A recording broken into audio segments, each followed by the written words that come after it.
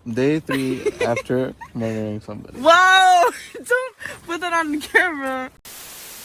Hey everything, thank you udah nonton video ini dan selamat datang di Mr. Things. Apa kabar dunia? Sudah bucin.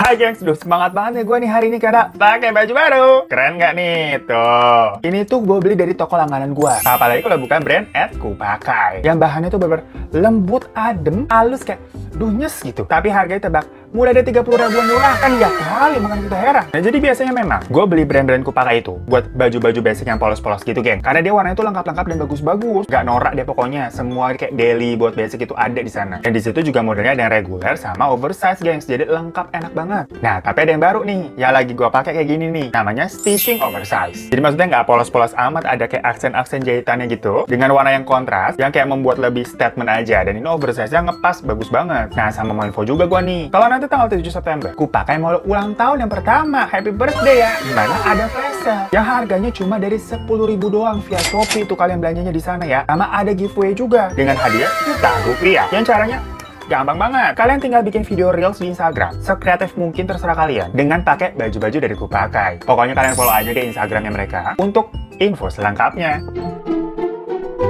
Gengs, yang namanya first love atau cinta pertama itu emang berkesan banget ya. Dan pastinya tuh jadi auto bucin kayaknya. Terus biasanya juga kalau udah bucin, kelihatan banget tuh dari gerak-geriknya. Yang tadinya biasanya nih orang peraih rekor kuncen tongkrongan, tiba-tiba ngilang. Lupa sama temen-temennya. Serasa punya dunia baru dia. Emang ya kalau orang udah bucin tuh, kelakuannya suka nggak masuk akal. Contohnya aja kayak kasus kemarin. Gara-gara bucin, ada bule ganteng dan tajir bisa jadi gembel kayak begitu. Udah pada nonton belum video yang itu? Tapi ternyata yang itu tuh belum seberapa, geng. Karena kerugiannya di situ kan materi aja nih berupa duit. Ya walaupun ambles semua ya jadi 0 rupiah. Nah, di kasus yang baru kejadian kemarin, belum lama-lama ini pokoknya itu lebih ekstrim banget. Karena gara-gara bucin, seorang anak itu tega membunuh orang tua kandungnya sendiri pada bulan April kemarin, geng. Ini ceritanya mau ngalah-ngalahin maling kundang apa gimana? Dan bikin emosi jiwa juga dengernya. Jadi cerita ini tuh dialami oleh keluarga Daniel Halsted yang merupakan pria berumur 45 tahun di Nevada, Los Angeles. Meskipun usianya udah 45 tahun ya, jangan salah. Bisa dibilang Daniel ini merupakan apa yang dibilangnya tuh hot daddy yang gaul dan aktif di sosial media. Pokoknya dia aktif di Facebook, Instagram, dan juga YouTube, geng. Pokoknya dia suka men-share kesehariannya bersama anak-anaknya. Positif banget lah. Ini tuh daddy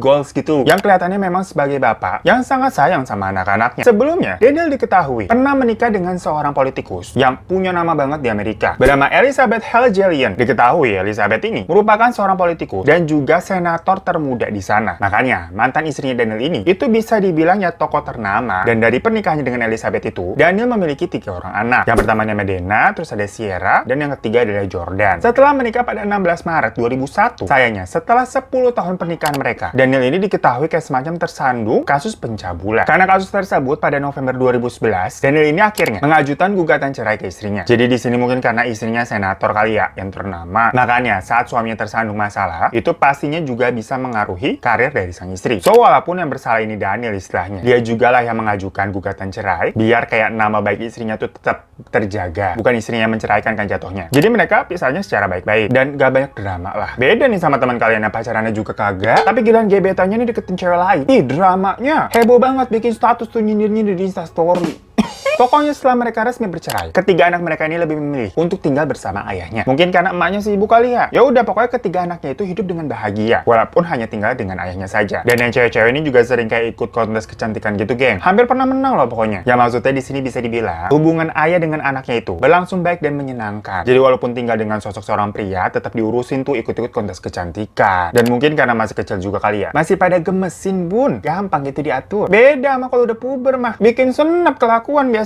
Ya soalnya namanya orang puber itu masa-masa dia lagi rebel kali ya. Anak tuh lagi suka berontak. Dan hal itu juga dialami sama si Pak Daniel ini tahun lalu, tepatnya di tahun 2020. Yang namanya Sierra tuh anak kedua, ceritanya baru masuk SMA kelas 1. Dan di sana dia mulai mengenal yang namanya cinta. Jelas saat itu aja usianya masih menginjak 15 tahun. Jadi cintanya cinta monyet lah itu. Sosokan lu bocah cinta-cintaan. Gua aja nih masih tua, masih jomblo. Ya pokoknya di sekolahnya, dia berkenalan dengan seorang laki-laki bernama Aaron Guerrero yang usianya lebih tua 3 tahun darinya. Jadi ini jatuhnya gebet kakak kelas gitu. Yang kalau di sini tujuannya biar terhindar dari labrakan cewek-cewek senior. Setelah melakukan PDKT dari bulan Mei, akhirnya pada bulan Juni 2020 mereka pacaran gitu. Ini namanya juga pacar pertama ya. Mereka berdua jadi bucin banget. Pasti kalau awal-awal pacaran gitu, ngerayain tuh namanya anniversary. Ya, 3 bulan aja anniversary. Sebulanan juga biasanya anniversary. Sekalian aja lu semenitan anniversary mulu, banyak banget. Mohon maaf, kita iri abisnya. Namun sayangnya, hubungan mereka itu ditentang keras oleh orang tua mereka. Makanya, pada bulan Desember 2020, mereka itu disuruh putus. Karena menurut keterangan dari kedua orang tua mereka, jadi maksudnya ini orang tuanya Sierra dan orang tuanya Aaron juga ya. Sejak mereka ini berdua pacaran, sikap mereka jadi berubah drastis. Aaron ini jadi sering gak nurut sama orang tuanya. Kayak anak-anak berandalan begitu. Sampai sering nentang dan berdebat mulu sama orang tuanya. Sama juga nih dengan si Sierra. Ayahnya merasa, sejak Sierra ini pacaran dengan Aaron, Sierra yang tadinya ini kan cewek manis gitu ya, bikin seneng gitu nurut sama ayahnya. Tahu-tahu ini kok bawaannya kayak ngelus dada mulu gitu, sabar-sabar terus nih ayahnya. Ribut mulu soal kerjaannya. Dengan alasan tersebut, orang tua mereka jadinya kan gak setuju nih. Soalnya ngerasa kayak semacam pacaran mereka tuh toksik antara satu sama lain, membawa pengaruh buruk. Tapi yang namanya juga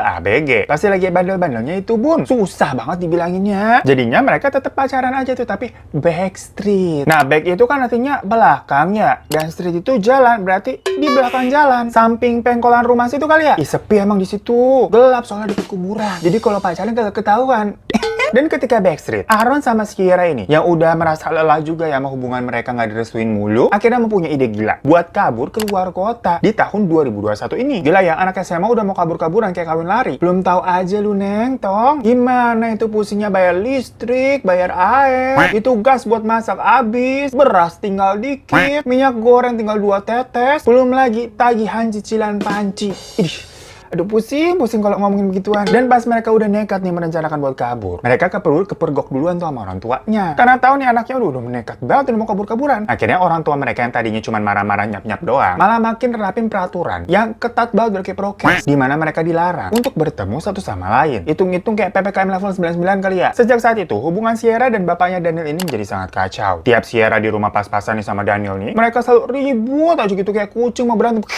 Gitu, nggak usah dipraktekin juga kali ya. Yang alhasil, Daniel jadi stres dan curhat nih ke ibunya bernama Christine. Jadi maksudnya Christine ini ya jatuhnya neneknya Sierra. Soalnya memang Daniel ini deket banget sama emaknya. Dan di situ emaknya bilang ya udah kamu refreshing aja dulu. Sierra itu lagi umur-umur berontak, dia butuh space sendiri. Jadi kamu ngalah aja menjauh. Traveling aja dulu sana sendirian kan kamu suka traveling. Ya udah akhirnya Daniel beneran memutuskan untuk pergi traveling dan memberikan kayak Sierra ruang lah. Pada tanggal 7 April 2021, Daniel ini memposting sebuah video kayak lagi di pesawat gitu yang menunjukkan dia nih lagi perjalanan untuk pulang. Habis pergi traveling kan dia. Tapi naasnya, ternyata video tersebut merupakan video terakhir ketika Daniel ini masih hidup, gengs.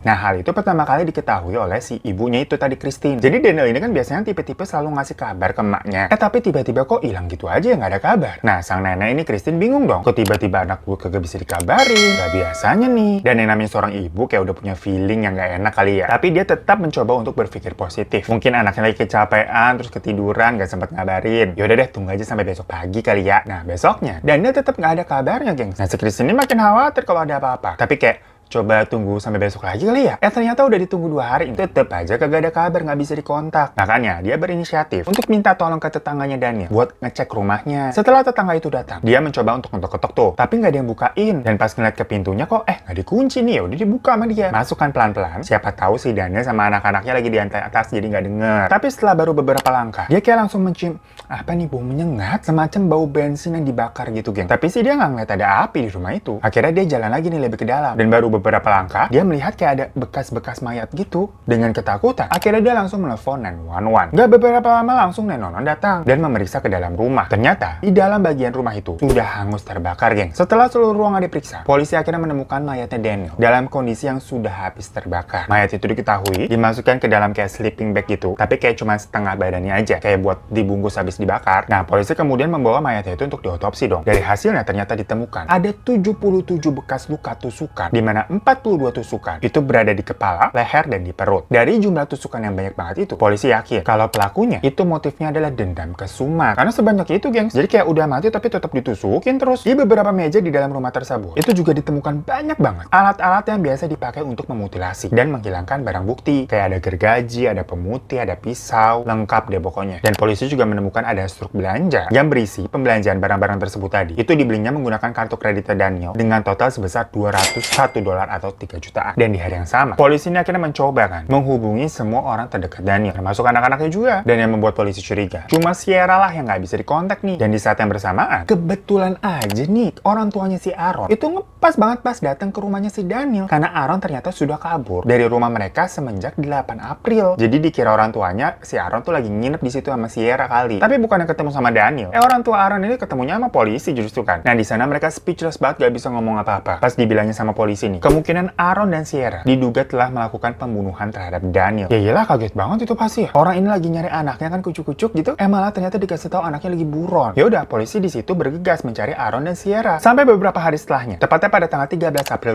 2021 kemarin, polisi ini menerima sebuah informasi dari sebuah kantor berita di Utah kalau katanya Aaron lagi berada di sana. Ternyata di hari tersebut, Aaron itu datang ke stasiun kereta api. Nah sayangnya pas dia mau naik kereta, dia kagak punya karcis. Bukannya dia udah beli aja gitu ya karcisnya, dia malah ribut tuh maksa tetap mau naik kereta. Ya nggak bakalan boleh lah ya. Dikata lagi ngompreng kali gratisan. Yang kayak dulu tuh orang-orang pada naik di atas kereta. Ya karena jadinya ribut-ribut yang membuat suasana tidak kondusif. Pihak kereta akhirnya mengamankan si Aaron. Nah di situ petugas kereta kemudian melakukan kayak background check gitu ke identitas si Aaron kan. Dan saat itu mereka benar-benar kaget karena mendapatkan informasi si Aaron ini lagi buron. Jadinya ya udah Aaron langsung diamankan ke kantor polisi. Lagian sih nyari ribut, dia orang tinggal pergi aja gitu beli karcis berapa sih? Medit banget lagian, heran. Dan saat itu ternyata si Aaron ini perginya sama si bucinanya sama Sierra. Ya udah Sierra jadinya ikut ditangkap bersama di situ. Nah polisi mencari bukti lebih lanjut, di mana mereka mencoba melakukan pemeriksaan di handphonenya Sierra sama si Aaron. Jadi kayak ngecek history chat-chatan mereka, foto-foto, dan di sosmednya juga pokoknya semuanya lah. Nah saat itu polisi menemukan ada sebuah video yang isinya kebangetan banget, geng. Siap-siap ya kalian tahan emosi dengernya. Soal dari video tersebut, mereka kayak bikin vlog begitu yang kayak,